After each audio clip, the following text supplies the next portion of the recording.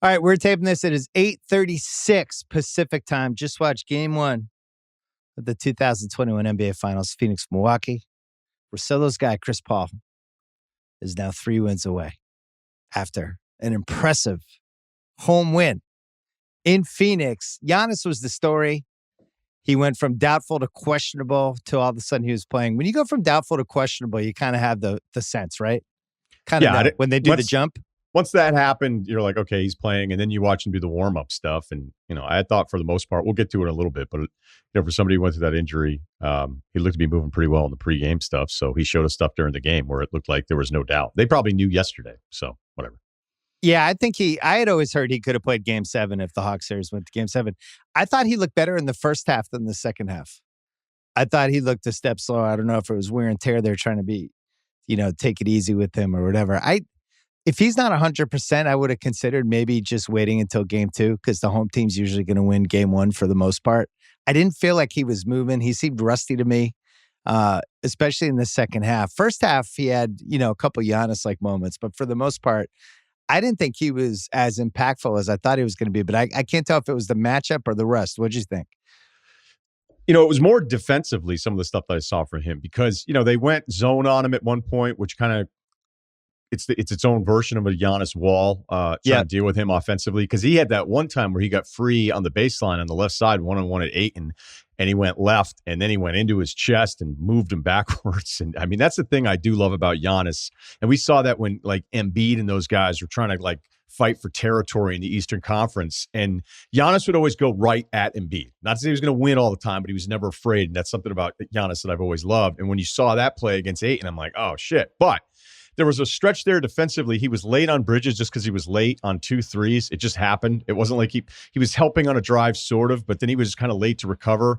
There was that pass into the corner where Crowder, Giannis pointed ahead to somebody else to catch him, and it was Giannis's guy, and he was just really late. And then there was another switch where Ayton ended up getting the free look at the rim because Giannis, there was a screen that kept Lopez off of him. But Bill, there were things there. And again, what he went through, I'm not criticizing him, but it seemed like and at times, honestly, Milwaukee felt like the slower team for the beginning of this game until the third quarter.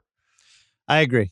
Phoenix had 3 of the best 4 players in the game tonight, and it felt like I was writing down notes as it was happening, and I thought I was texting with House before. I had a tentative Milwaukee in 6. I put a little money on it. It was 5-1 odds. I just like the odds the most because I figure if they're going to win, they're going to win in 6. Holiday was 9-1 to win the Finals MVP. How do you feel about that now? Well, I felt terrible. I thought there was so much consensus on the Suns. Everyone was picking them. Everyone's like Paul or Booker for MVP. I was just trying to go where the value went. But at the same time, I was like, I can't wait to watch this because I feel like when I watch this matchup's going to fall into place. And the thing that jumped out of me pretty quickly was that there's some Buck stuff going on that's actually bad for them against this Phoenix team. I don't really know what Tucker does in this series. All the stuff Tucker brings to the table that you would love. I mean, they had him guarding Chris Paul. Felt like Chris, whenever he really wants, he's going to do whatever he wants against Tucker. Offensively, Tucker's a 0. Tonight, he was minus 14. Played 33 minutes. But the lineups that we've seen succeed against Phoenix are kind of the Giannis with the 4 small ball guys. The problem for Milwaukee is they don't really have that lineup, right? They have to do Bryn Forbes all of a sudden was playing the whole fourth quarter. He's out there with Connaughton and Holiday and Middleton and Giannis. And that was the lineup they had the most success with. My point is, I think Phoenix might get through this whole playoffs without playing a single team that has the kind of lineup that I think would give them trouble in a playoff series, which is basically what the Clippers had, except they didn't have Kawhi, right? And remember, they would have Reggie Jackson and Mann and Luke Kennard, and they were spread them out with all these slasher guys, but it wasn't quite the right lineup. And Phoenix might just be able to escape the playoffs without ever playing it. The Lopez problem, was a huge part of game 1. And, Van Gundy was on it and he was really good with it. He's like, okay, Yep. so they're switching everything. And you could see a couple times early, like Chris Paul's like, all right, so this is how you're going to play it. You're going to switch it. All right. Like, hold on. Let me take a deep breath, assess the situation, take a nap, and then I'm going to make my move. Booker got Lopez in one switch where he almost like was startled about how much time he had to make a decision. And it was really easy. Okay. It was really easy. And then they even got Ayton on some good seals because they didn't have any size at the rim. And then they played they went to drop coverage and then they got smoked on that. Then they brought in Bobby Portis, who's like, I love to blitz the point guard.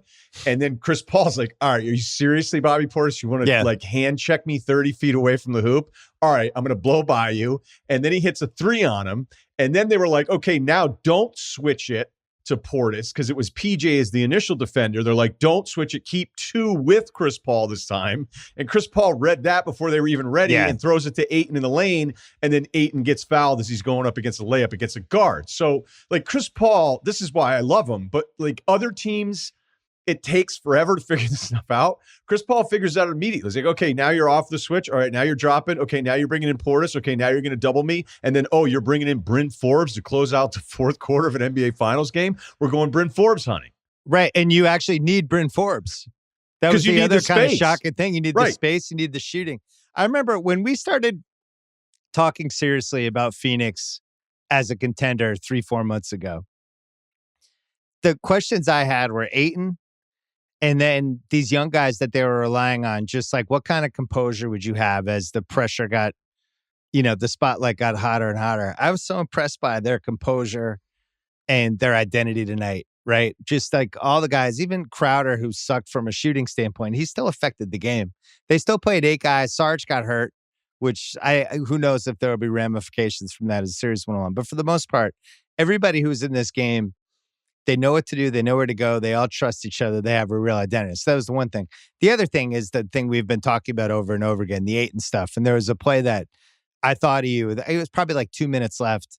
Paul was like a little high screen. Ayton went to the basket and Paul just kind of blindly threw it toward him. Ayton caught it and it was the last bucket he scored. And Van Gundy was like just immediately impressed by it. It was the play Ayton couldn't have made 4 months ago. And the fact that in one season that they have that kind of chemistry now is pretty frightening. I honestly don't know if Chris has played with a big guy like that. I mean, you would say like DeAndre, Tyson Chandler, but Ayton, I just feel like he's more athletic and coordinated from a 20-foot running start like that. Hey, I'm just so blown away by him over consistently every game. Never gets in foul trouble. Today, he did. It was the first guy since Tim Duncan to have a 15-15 in his first finals game. Like, this is nuts. I don't really fully understand it. I've never seen somebody improve this dramatically over the course of 4 months who actually could swing a title.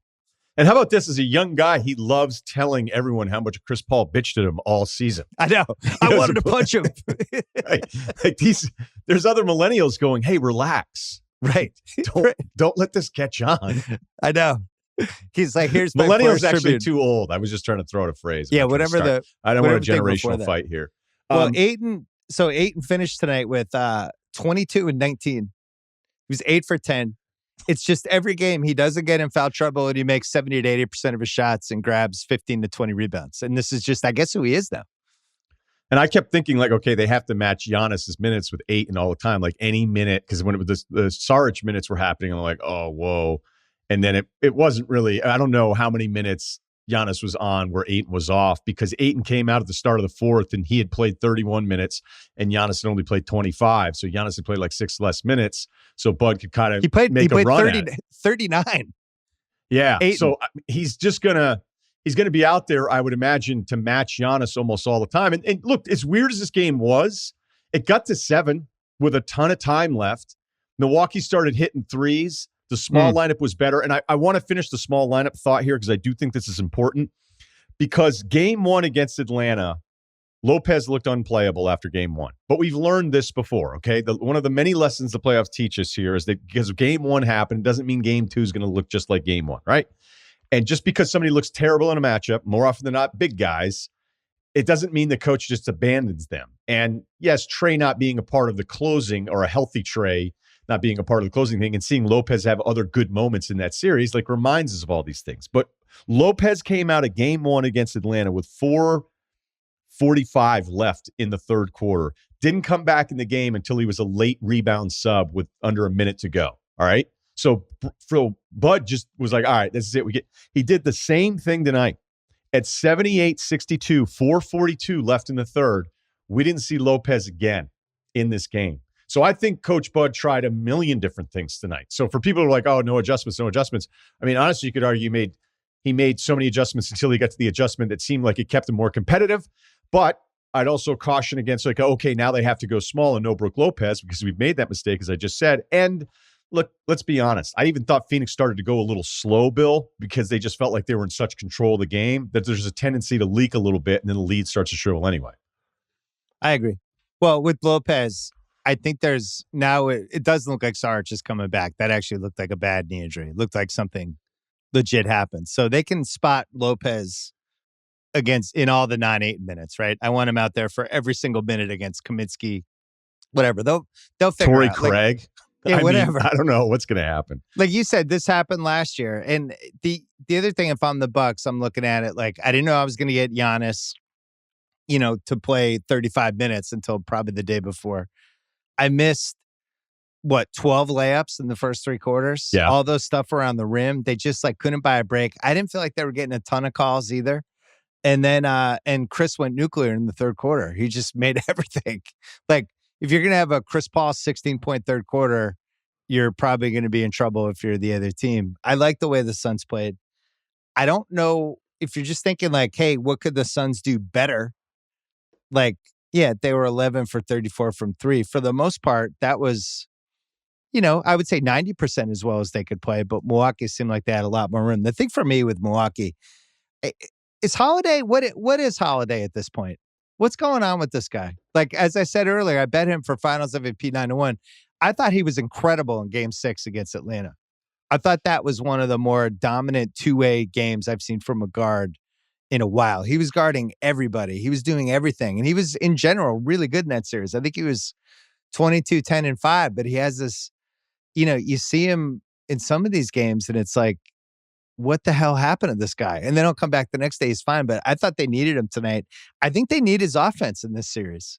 I think they need to make Paul and Booker defend people and do stuff on the defensive end, use some energy. If Holiday's not going to do that, I don't think the Bucks have a chance. I think we all like Drew Holiday. I think all of us that have watched Drew Holiday over his career, you're like, man, I'd love to have that guy on my team. Yeah. And now that he's in the spotlight, you're like, I guess I'd still like him, but maybe I'd be less excited if I got him because this has been bad. I know he's had his moments. He's good enough to have one of those big games. I mean, he had that abysmal Brooklyn game was a Game 5, and then he just lit it up at the very end. And you're like, okay. Yeah. I mean, he looked Game lost. 7. Yeah. Was it Game 7? That was the game? One of them. Yeah, I know what you're talking about, though. Right. Where I think it was Game 7, though. Everything was terrible until all of a sudden he made every shot. And you were like, oh, okay. Yeah, by the way, it was Game 7. My bad. Yeah.